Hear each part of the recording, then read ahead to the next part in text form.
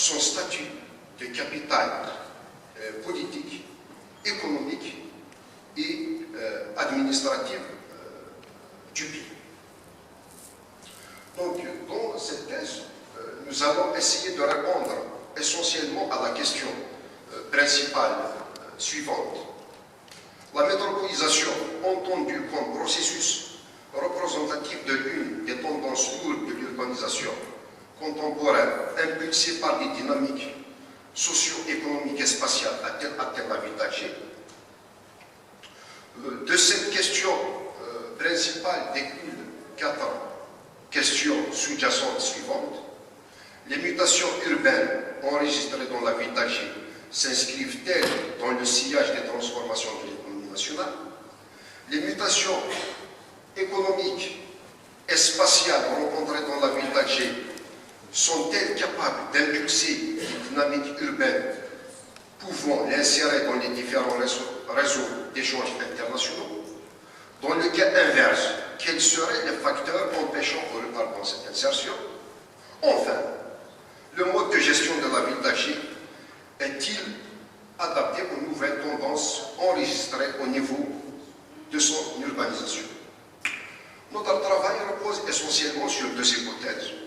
La première hypothèse considère le poids des facteurs économiques et institutionnels au-delà de l'élément démographique et déterminant dans tout processus de métropolisation. Dans la deuxième hypothèse, nous considérons que les villes les mieux placées pour accéder au rang de métropole sont celles qui tiennent un rang supérieur dans la hiérarchie urbaine nationale. Donc, pour répondre à nos questionnements, nous avons procédé dans un premier temps à l'analyse d'un fonds documentaire constitué d'ouvrages, de revues, thèses, mémoires et autres contributions se rapportant à notre thème.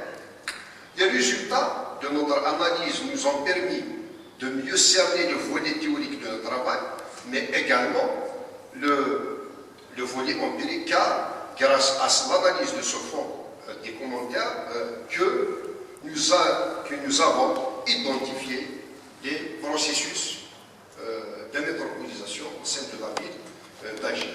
Dans un second temps, nous avons procédé à la réalisation d'un certain nombre de travaux empiriques qui se résument à l'analyse des données statistiques fournies essentiellement par l'Office national des statistiques et les organismes et les administrations de l'État que nous avons enquêtés. Nos propres travaux de recherche pourtant sur la ville en général et sur la ville d'Alger en particulier. L'utilisation des travaux centrés sur la ville d'Alger est menée par différents chercheurs et universitaires. Et enfin, les différents entretiens que nous avons réalisés auprès de certains acteurs de la ville d'Alger. Nous avons structuré notre travail en 2 parties.